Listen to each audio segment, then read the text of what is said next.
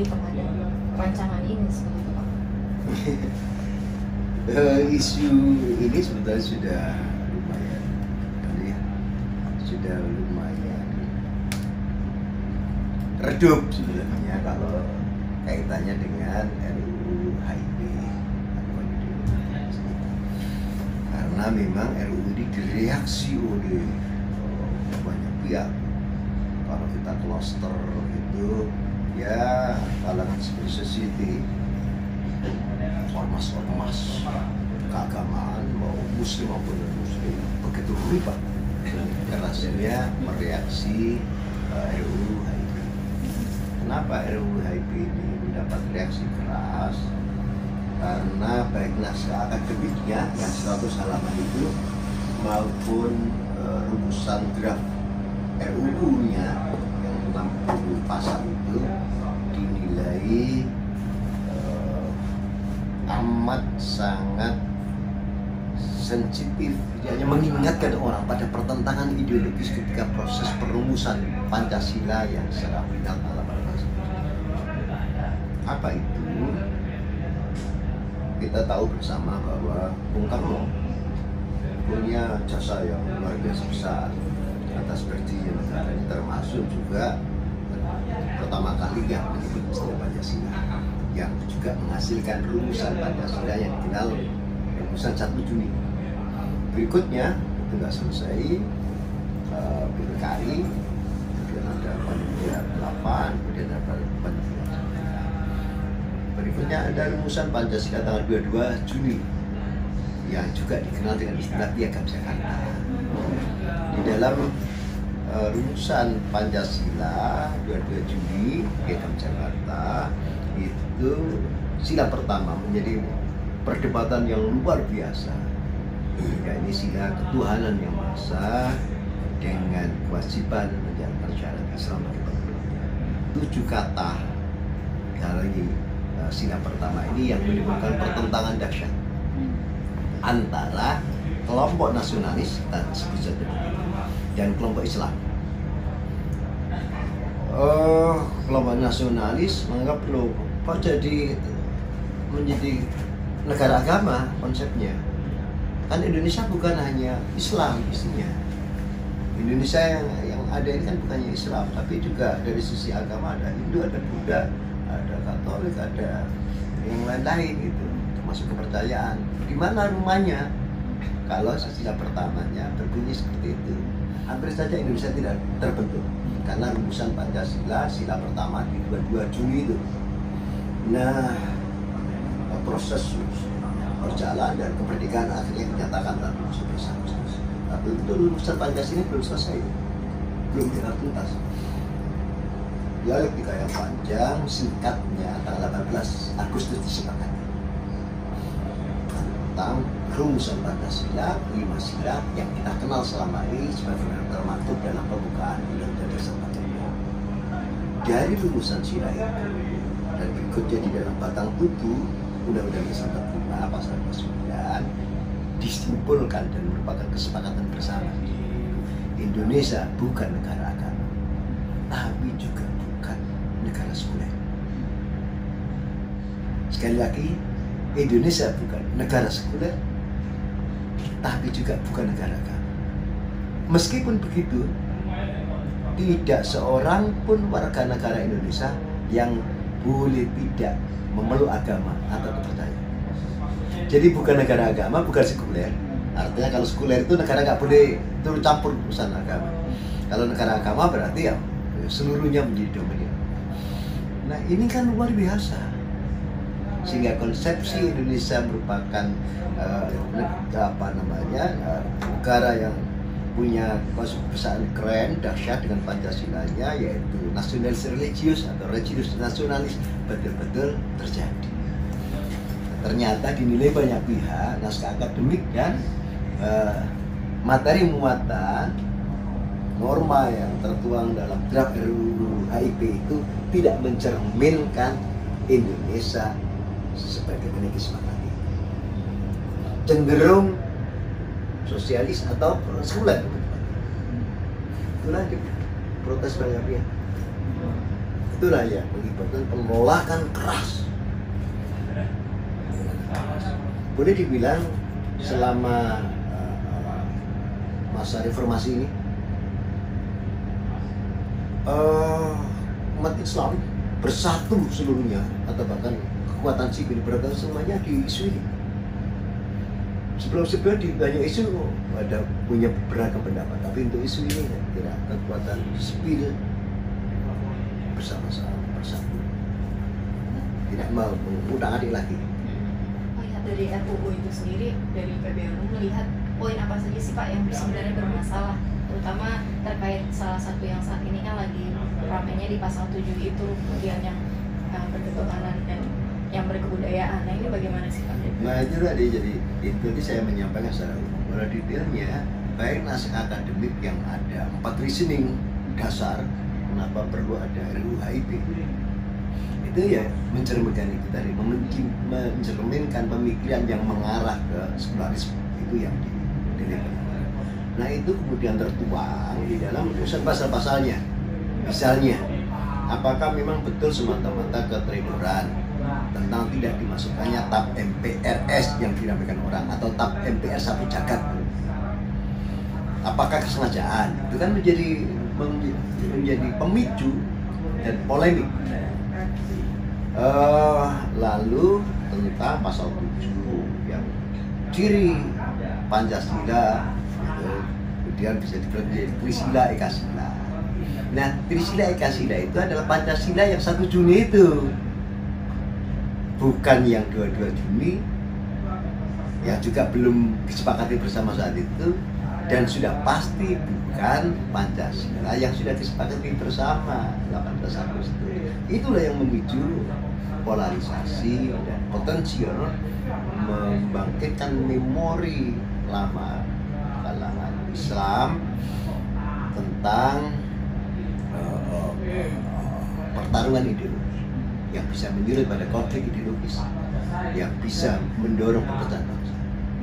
Nah itu di pasal 7. Nah lalu pasal berikutnya lagi, saya lupa persis, tapi di dalam situ pasti ada, ingatan saya di pasal 2 itu juga meletakkan pada posisi yang sejajar antara kedudukan agama, kepercayaan, dan kebudayaan.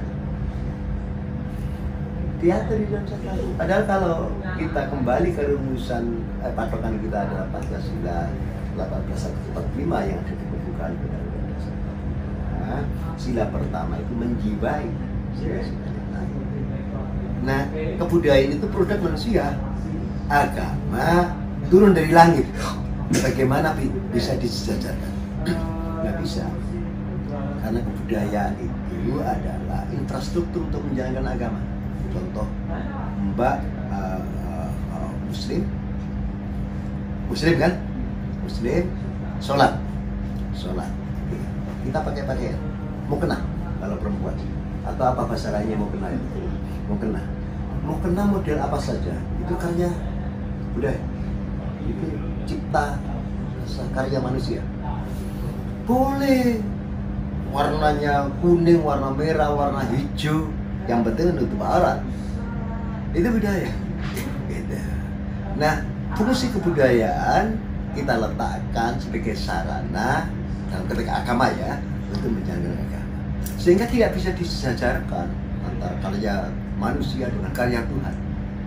Nah, di dalam RUU itu diletakkan pada posisi setara, agama, kepercayaan, dan budaya. Ini juga sama, melengkapi argumentasi banyak pihak bahwa RUU ini arah-arahnya nggak kemana gitu. Belum lagi isu substansial yang lain. Saya menangkap kerisauan yang mendalam dari perumus naskah akademik maupun draft RUU HIP ini. Kerisauan yang mendalam adalah mengenai banyaknya perilaku politik atau ekonomi yang dinilai tidak selaras dengan Pancasila. Maka di situ ada 2 kluster besar. Kritiknya ada, dan dalam RUU diatur mengenai demokrasi ideologi Pancasila. Satu bidang politik. Yang kedua, demokrasi, ekonomi Pancasila. Kita semuanya mengatakan ini. Kalau itu yang dirisaukan, jawabannya bukan RUU HIP.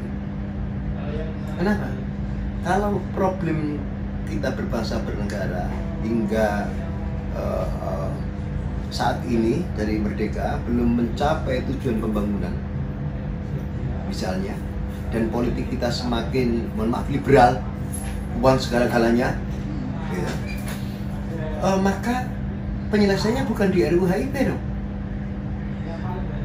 Selesaikan melalui undang-undang sektoral. Ada 5 paket undang-undang di bidang politik. Ada paket undang-undang di politik, undang-undang partai politik, undang-undang pemilu, undang-undang MD3 dan seterusnya. Rombak di situ. Materi muatannya, normanya sesuaikan dengan nilai-nilai Pancasila, konstitusi. Itu kalau memperbaiki sistem demokrasi politik Pancasila. Begitu pula kalau kritiknya adalah yang dirasakan oleh perumus naskah akademik adalah mengenai ekonomi yang belum menghasilkan kesejahteraan atau bahkan pembangunan ini menimbulkan disparitas antara power loss dengan powerful, misalnya kelompok musta'abin dengan aghnia kaya, dan disparitasnya lebar berdasarkan rasio gini, maka solusinya juga RUU HIP. Ada solusi konstitusional yang diatur di Undang-Undang 45, yakni menjalankan perintah pasal 33 Undang-Undang Dasar 45 ayat 5. Jadi setelah amandemen keempat Undang-Undang Dasar 45, pasal 33 yang semula 3 ayat itu ditambah 2 ayat. Ayat yang terakhir tambahannya sekarang menjadi ayat 5, itu adalah perintah untuk membuat semacam undang-undang induk, undang-undang payung, umbrella act di bidang ekonomi. Sekarang kita banyak punya undang-undang di bidang perekonomian. Ada dagang, ada undang-undang perseroan, ada undang macam-macam, tapi nggak punya undang-undang payungnya. Nah, itu orang kemudian menuding bahwa banyak undang-undang yang substansinya tidak sesuai atau hasil implementasi dari undang-undang itu tidak menghasilkan perekonomian yang tumbuh dengan baik sesuai Pancasila. Nah, kalau itu yang dirisaukan, jawabannya adalah segera buat undang-undang payung di bidang perekonomian yang sesuai Pancasila, bukan RUU HIP. Terakhir Pak, harapannya seperti apa sih Pak? Apakah ini yang justru akan membahayakan ideologi juga, kemudian akan justru menambah konflik kayak gitu Pak? Ya, saya harus menyampaikan apresiasi pada pemerintah yang cukup responsif melihat respon publik sehingga menyatakan sikap untuk meminta penundaan proses legislasi ini. Begitu pula kami mengapresiasi partai-partai politik atau orang-orang Senayan yang setelah ada kritik keras karena RUU ini inisiatif DPR, kritik keras dari masyarakat, lalu mau merubah judul maupun isi undang-undang ini, mau disesuaikan dengan aspirasi masyarakat. Tetapi kalangan ormas termasuk Nahdlatul Ulama tetap tidak setuju kalau undang-undang ini, RUU ini diteruskan, RUU HIP ini. Kenapa tidak setuju? Sudah terjadi polarisasi yang luar biasa. Udah tidak kurang sampai isu PKI segala macam muncul. Dan polarisasi ini sudah pada tingkat nyerempet terjadinya pertentangan ideologis dan bahkan konflik ideologis. Yang kalau ini diteruskan bisa betul-betul mengancam rumah kebangsaan kita di sana. Mundur lagi kita ke belakang, padahal pemerintahan Pak Jokowi Kiai Ma'ruf waktu kampanye dan itu meyakinkan kepada kita semuanya tahun 2024 Indonesia sudah take off. Kenapa sudah take off? Salah satu diantaranya adalah sudah selesai semakin kokoh persaingan dulu. Nggak ada lagi khilafah, nggak ada lagi apa, itu terjadi. Nah, kalau ini diteruskan menyulut semuanya terjadi. Apalagi negara ini sudah membutuhkan seluruh komponen bangsa bersatu padu atas terjadinya krisis kesehatan, dan keterpurukan ekonomi akibat COVID-19. Waktunya harus gotong royong bareng-bareng. Apa orang-orang biasanya mengatakan, kok waktunya membangun solidaritas, kok malah memicu pertikaian? Tutup buku. Jangan lagi meneruskan ini dengan sekedar dengan mengganti judul atau mengganti isi. Kalau tentang perlunya pembuatan PBB, kami sebenarnya PBB perlu diperkuat. Dan kalau dinilai butuh payung hukum berupa undang-undang, silakan.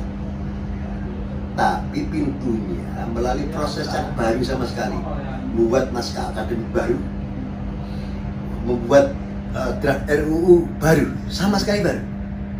Dan sebelum jadi naskah akademik atau sebelum jadi RUU, nyerap aspirasi dari seluruh pihak, kalangan akademisi, pemerintahan, TNI, Polri, seluruh komponen bangsa, termasuk ormas agama. Begitu jadi naskah akademik dan draft RUU juga begitu, dilempar lagi ke publik. Itu kan keren. DPR ataupun misalnya munculnya nanti dari pemerintah, kalau mekanisme begitu sangat aspiratif dan masyarakat merasa dilibatkan dari proses pembuatan undang-undang meskipun diwakili oleh DPR atau bahkan bersama pemerintah. Jadi saya kira itu ya. Ngambil sipen dikit. Lupa ternyata sahabat terakhir ini masih ada kucing. Padahal tadinya mau tak angkat. Dan saking fokusnya. Ada buku soal Pancasila nggak Pak?